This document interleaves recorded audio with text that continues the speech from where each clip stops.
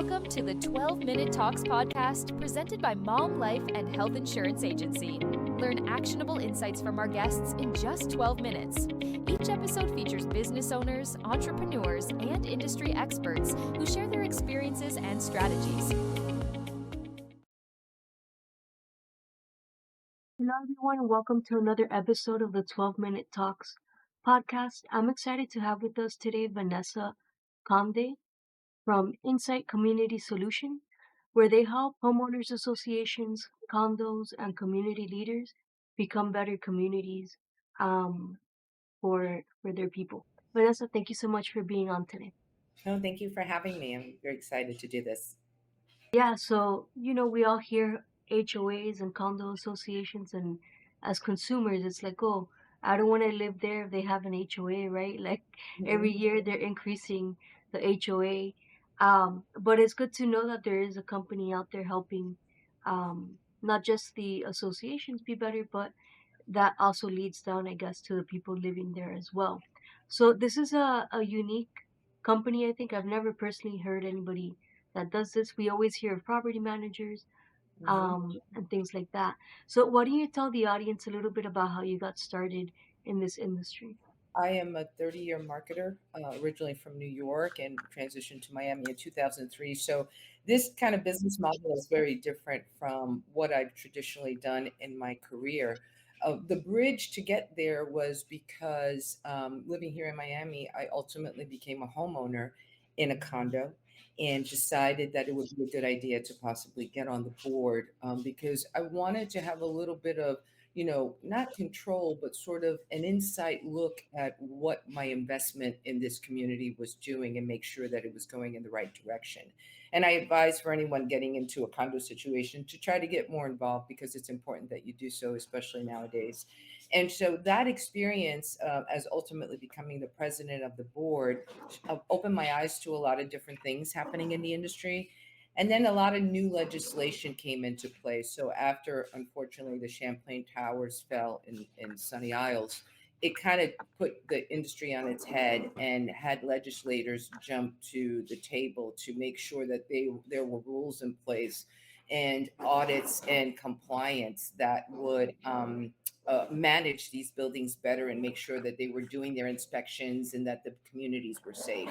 And so what that did was, unfortunately, in some cases, put people in a position where they were having to spend a lot more money on assessments, on these structural reserve integrity audits, and other things that they had to do to comply with the new ordinances and legislation. So I decided with some partners to start a company that would help these communities that were starting to look at their budgets more critically and transition them down kind of bare bones so that they can save the money to do all of these kind of audits.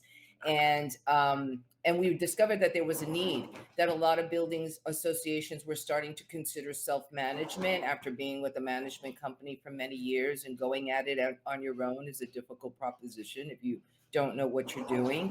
And also to help those that were already in some sort of form of self-management understand how to comply with the new legislation and make and do the right things as it related to managing their reserves, managing their overall P&Ls and budgets, and also communicating that down to their residents so that residents feel confident that the board is knowledgeable and that they are managing not just their equity in their homes, but really their lifestyle, right? Because a lot of people get into communities because it's a lifestyle thing. And so we had a great idea. There's no one else like us doing it. We started getting clients as soon as we opened last August, which for us meant that we were on the right path.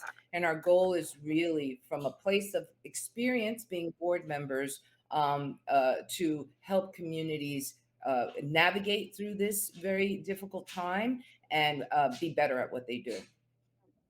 Right. That's very interesting. So you moved to Miami, like a lot of New Yorkers, it seems, in the last, I don't know if you moved recently or you've been here No, 20 years, right? long time ago, long A time ago. long time ago, right? Mhm. Um, but it's interesting how you saw you wanted to be more involved, and then that led to this business. And definitely, yeah, the Champlain Towers, I think, caused a lot of change in that industry. Mhm. especially with the assessments, right? Because now they need to meet certain structures, right, and have X amount in reserves from what I've heard, right? Yes. There's all these things. And so it's great that you can come in and help these communities meet that, right? And everything else that comes along. Can you give me an example of how what you're doing is helping like the HOA and the residents? Yeah, so very very similar to what I did in terms of governing the community where I live is started to look at the operational framework of the building and understand all the pain points and how that was affecting the community and then kind of putting processes and systems in place. So for example, one of the buildings that we've been working with most recently, who has been self-managed for a long time, we're struggling for exactly the reasons that I said. New legislation was in place, very old building, needs a lot of work in terms of their structural integrity. A pool deck has to be redone. They probably need to go through a concrete restoration. But separate from that, the board was suffering from, because they were self-managing and the board president particularly was getting way too involved in the weeds because she didn't really have a very strong property manager. We always say the property manager has to be a rock star because everything starts and ends with the property manager. But anyway, their deficiency was in the management office and the fact that the board was getting way too involved in the community day to days. And so what happens when they do that is right away, people get very funny when you are in a position of power, even though it's a volunteer position and it's a lot more work than you think. And it's also kind of like a thankless job, so to say. No one is ever happy with the work that you do as a board member because you're touching their money, right, to a degree, or you're touching the value of the money that they've invested and trying to move it forward. And you can't always make everyone happy. And so what happens is if the board members are too involved on the day to day because their property manager is deficient, then everything that people emotionally feel about what's happening in the community affects you directly, and they start having particular personal feelings about you because they're just venting their anger, they've got to project, and you become the source of everything bad for them, right? And so when we went in and identified that situation, one of the first things we identified was we need to critically look at this property manager and see if we can nurture her up and train her into a better operating position, or if unfortunately we may need to replace this person. And that was the decision that we made. And we went on about a month or two search for what we thought was going to be a perfect fit. And we found that person. They are the rock star manager. They stepped in right away with 20 years of experience and were able to tackle all the day-to-day fires right away, and therefore take the onus off of the board a bit so that they became the central focus of all the news out and all the news in. And it's helped alleviate that board a lot from the pressures of the day-to-day of, one, you have to live there, when you have to live with people that don't like you for whatever reason they decide that they don't like you. But now it's not a board problem, it's a association opportunity or issue that the property manager has now been centrally focused and placed to deal with, and that has been a success. Fantastic. And Mhm. so what I'm gathering from what you're saying is that basically Insight Community Solutions comes in to help not just the HOA, but maybe also the property manager. Um, so almost like a consulting type of That's business, I would say. That's right. We are consulting. We are licensed as a property management company. We did that on purpose because we did not want to be in any situation where maybe an existing property management company that's on the way out in a building would accuse us of, oh, you're trying to take our business, but you're not licensed. We in fact are. So we can operate that way depending on what the need is for the property. So we're consultants first. That's how we lead, and we customize our services based on the audit that we do and the situation that we determine is happening there. Perfect. And so when should HOA or a property manager or maybe even somebody that lives in the community, right, reach out to you? Anytime that they feel uncomfortable about the situation that they're in, right? And so it's interesting that you say that. Yes, actually, a resident, which many of them do, identifies that there something is wrong with either how the association is being run.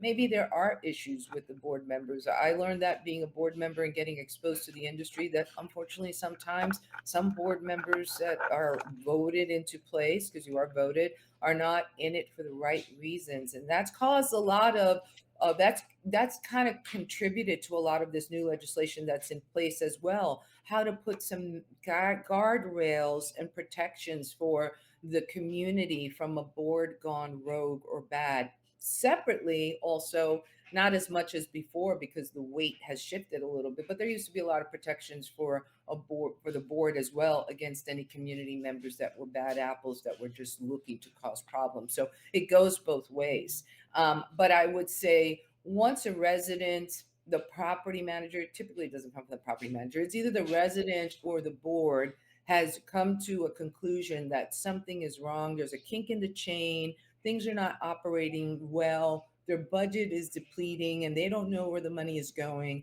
there's no transparency. Or maybe the board is realizing that there's some infighting and they can't get everybody on the same page to do the same right thing.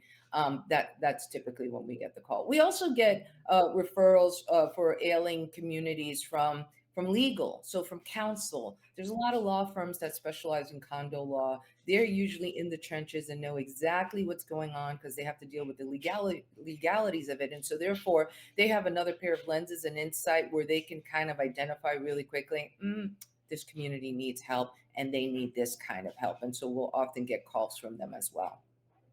Yeah, that makes total sense. Hmm. Vanessa, how can somebody reach out to you if they would like more information about your services?